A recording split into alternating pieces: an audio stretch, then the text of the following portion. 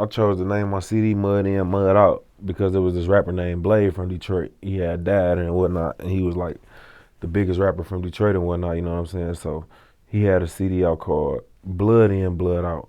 And I had already like kind of remixed his name because he used to call himself the #1 Cheddar Boy, and I called myself the #1 Ghetto Boy. So I had already kind of remixed the name. So I'm like, I might as well just go ahead and just carry all the way through with this shit, and put my own little twist on it. So that's how I came up with Mud In, Mud Out and shit. I actually didn't even know how the artwork was gonna look. I had just asked my man's E to FaceTime. I mean, not FaceTime and freestyle it. You know what I'm saying? Just freestyle it. And he just sent it back to me. I like the colors and shit. I didn't even really know what it was or whatnot. I just like the colors and shit, so I just ran with it.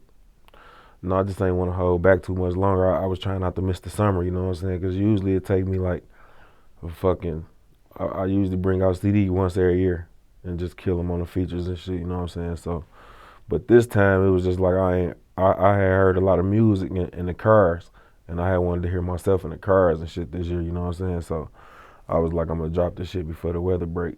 So I had put it out like September. Cause it was just like, a lot of times when I put out CDs, I had like then there 21, 22 songs on there.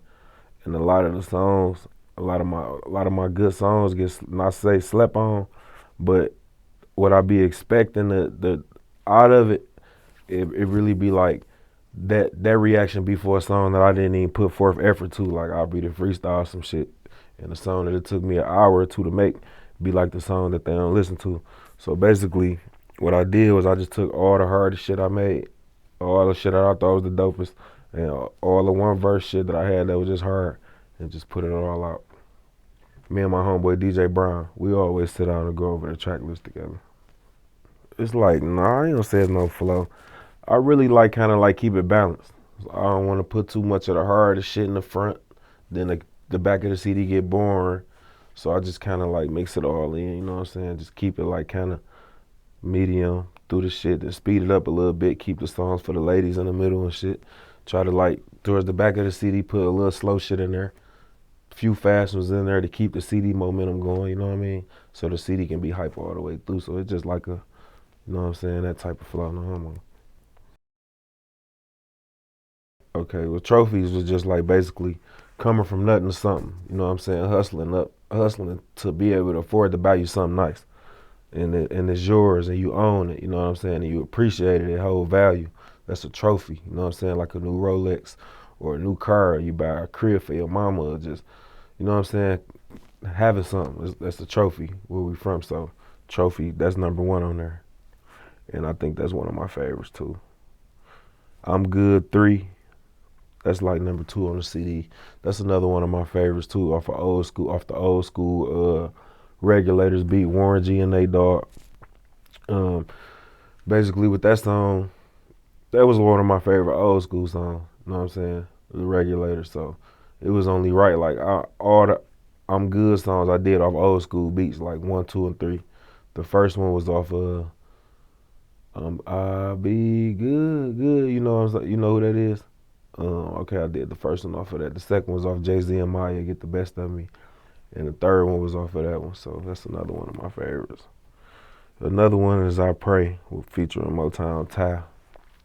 Basically just going over all the shit going on in the world, from the racism with the cops and the police shootings and the presidents and all that type of shit. Just relevant. It's relevant right now. You know what I mean? So another one, Racks in My Book Bag.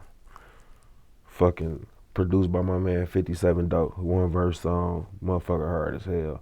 Just, you know, it's like a new wave. You know how everybody like to walk around with a lot of money in their pocket and shit, but sometimes the money can't fit, you know what I'm saying? It'd be a lot of money, so we put it in the designer book bags and shit.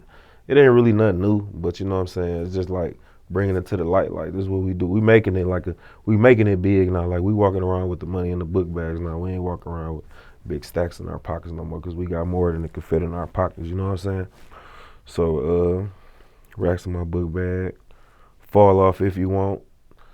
Basically, like, this song basically for anybody that just getting money to impress, to do the wrong shit, you know what I mean? Like, hustling to impress females, or hustling to buy gym shoes, or shit in that nature, you know what I'm saying? So it's just like you gonna risk your life to do all this dumb shit and you ain't gonna have no money, you know what I'm saying? Well, that's on you then, you know what I mean?